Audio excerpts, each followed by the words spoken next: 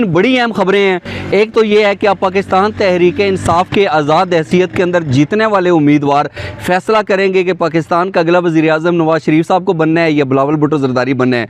अगर इस स्टेज के ऊपर पाकिस्तान तहरीक इंसाफ ये फैसला कर लेती है कि अगला वज़ीर-ए-आज़म बिलावल भुट्टो ज़रदारी होगा, तो जितनी भी दीगर सियासी जमातें हैं वो इस हवाले से कोई रुकावट नहीं डाल सकती और यकीनी तौर के ऊपर बिलावल भुट्टो ज़रदारी पाकिस्तान के अगले वज़ीर-ए-आज़म मुंतखब हो सकते हैं। लेकिन क्या पाकिस्तान तहरीक इंसाफ ऐसा करेगी? बज़ाहिर इसका जवाब नफ़ी में है। नफ़ी में क्यों है? और क्या पाकिस्तान तहरीक इंसाफ अगर इस तरीके से किसी के साथ सियासी इत्तेहाद इल्हाक नहीं करती तो फिर पाकिस्तान तहरीक इंसाफ करेगी क्या? ये सबसे इंपॉर्टेंट पॉइंट है जिसके ऊपर बात करनी है। लेकिन इससे पहले एक बड़ी दिलचस्प बात जो है वो आपके सामने रखना चाहता हूँ। रात को जब इलेक्शंस के नताइज आना शुरू हुए तो पहली दफ़ा हमने देखा, मैं रात को तकरीबन कोई 12 साढ़े 12 बजे इस्लामाबाद से निकला और मैं जा रहा था बहरिया टाउन की तरफ। तो रास्ते के अंदर बड़े अरसे के बाद पाकिस्तान तहरीक इंसाफ के झंडे नज़र आए और पाकिस्तान तहरीक इंसाफ के जो हामी नौजवान थे वो नारेबाजी कर रहे थे और पुलिस भी वहाँ पर खड़ी थी, लेकिन कल उनको नहीं रोका गया। अच्छा, जो सबसे अहम बात है वो ये है कि पाकिस्तान तहरीक इंसाफ के जो आज़ाद हैसियत के अंदर उम्मीदवार हैं वो धड़ाधड़ जो है वो टीवी स्क्रीन के ऊपर चल रहा था कि इंडिपेंडेंट यहाँ से भी जीत गया, यहाँ से भी जीत गया, यहाँ से भी जीत गया। तो उसके बाद जो सोर्सेज ने बताया, काफ़ी सारी जगहों के ऊपर ये रिपोर्ट हुआ कि जो नवाज शरीफ साहब हैं उन्होंने विक्ट्री स्पीच तैयार की हुई थी जो उन्होंने 10:30 बजे करनी थी, अवाम से ख़िताब करना था, एक तकरीर करनी थी। लेकिन जिस तरीके से नताइज आना शुरू हुए उसके ऊपर नवाज शरीफ साहब एंड उनकी टीम इतनी दिल बर्दाश्ता हुई कि नवाज शरीफ साहब वहाँ से उठकर चले गए और उन्होंने वजह ये बताई कि इलेक्शंस के अंदर क्योंकि ताख़ीर हो रही है इसलिए मैं यहाँ पे मज़ीद नहीं रुक सकता। लेकिन असल बात ये है कि जिस चीज़ की पाकिस्तान मुस्लिम लीग नून तवक्को कर रही थी, नताइज बिल्कुल उसके बरक्स आना शुरू हो गए।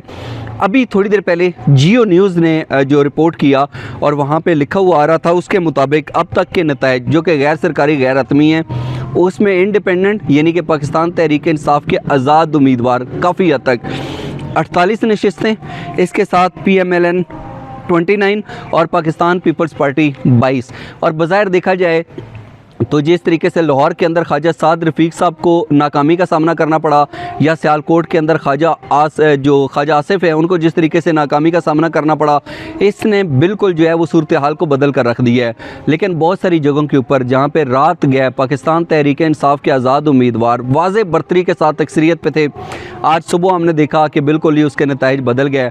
और उसकी एक मिसाल जो है वो चौधरी दानियाल जो हैं वो और समाबिया ताहिर जो पाकिस्तान तहरीक इंसाफ की थी उस हल्के की बात की जा सकती है। शुएब शाहीन और तारिक फजल चौधरी जो इस्लामाबाद से इलेक्शन लड़ रहे थे उनके हवाले से भी कुछ ऐसी इतलात सामने आई और शुएब शाहीन साहब के हवाले से तो कहा गया कि उन्होंने किसी जगह के ऊपर जो है ना वो एहतजाज भी करना शुरू कर दिया है। सूरत हाल ये है।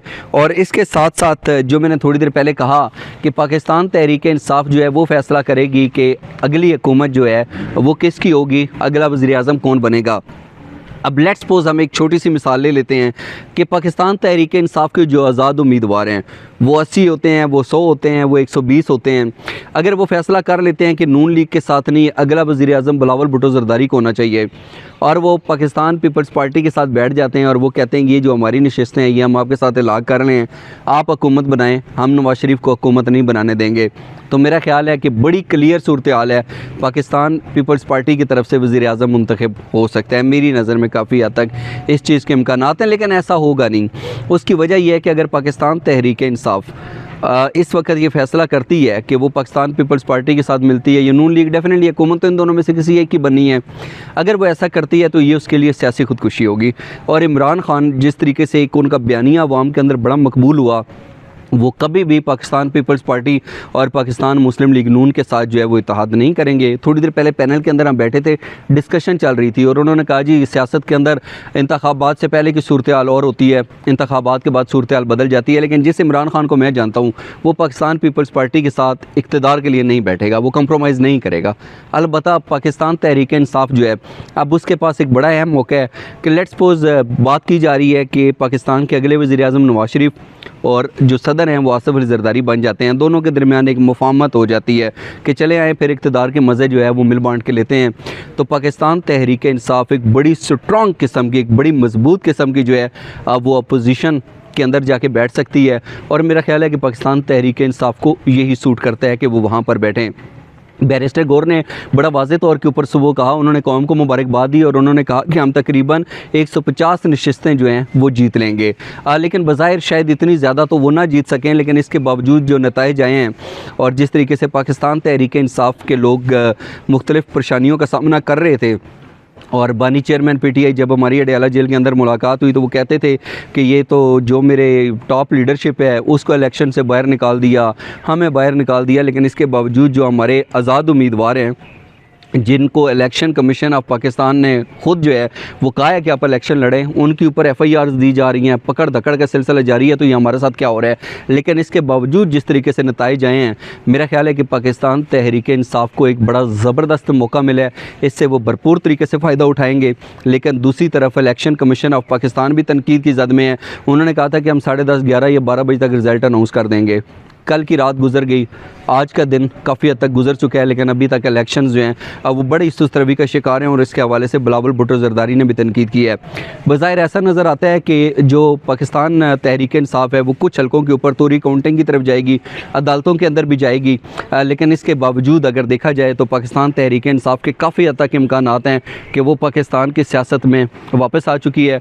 और जो कहते थे कि इमरान खान के निशान के ऊपर हमने रेड लाइन लगा दी है, उस रेड लाइन को अवाम ने मुस्तरद कर दिया है। और बुनियादी तौर पर एक और बड़ा अहम पॉइंट है, और वो पॉइंट ये है कि अगर आज से 1 महीना पहले की बात करते तो शायद पाकिस्तान तहरीक इंसाफ का ये वोट बैंक नहीं था। जो वोटर था वो ये समझता था कि अगर मैंने पाकिस्तान तहरीक इंसाफ को वोट दिया वो ज़ाया हो जाएगा, हुकूमत किसी और ने बनानी है, मेरे वोट की तो कोई वक़्त ही नहीं है, कोई हैसियत ही नहीं है।